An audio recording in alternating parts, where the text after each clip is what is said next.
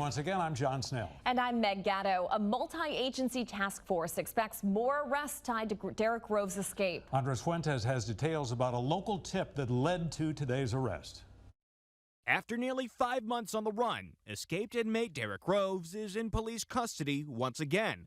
The local, state, and national team tasked to find Groves spoke out hours after his arrest. It just signifies cooperation and, more importantly, that you're going to get tired, but we're not. The team credits a Crime Stoppers tip that was made anonymously earlier this month.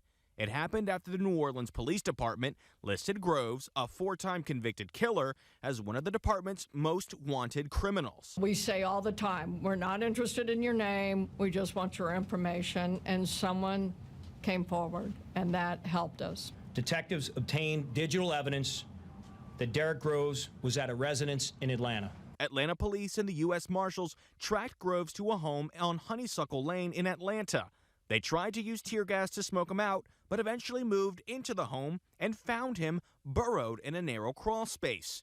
They removed Groves with no incident and no injuries to police, but investigators found a firearm and 15 pounds of marijuana in the home. Officials couldn't say just how long Groves was at the house, but they do say he wasn't alone. All I know is I had the reports to me from law enforcement in Georgia were that there were other individuals in the house. Clearly somebody was helping him. I think there were multiple somebodies helping him. The task force says while leads to Groves' whereabouts died down in the weeks after the jailbreak, the community tips never truly stopped.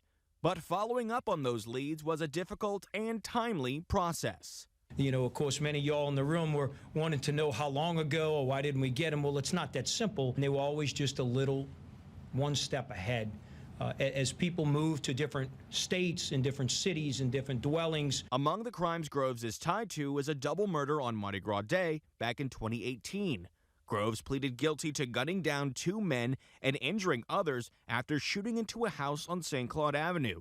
District Attorney Jason Williams says with Groves back in custody, his victims can rest easy again. The children in this family who play sports in that park in the Lower Ninth Ward have not been able to go out there during all of this time. Their lives have been shut down out of fear because they didn't know where this man was.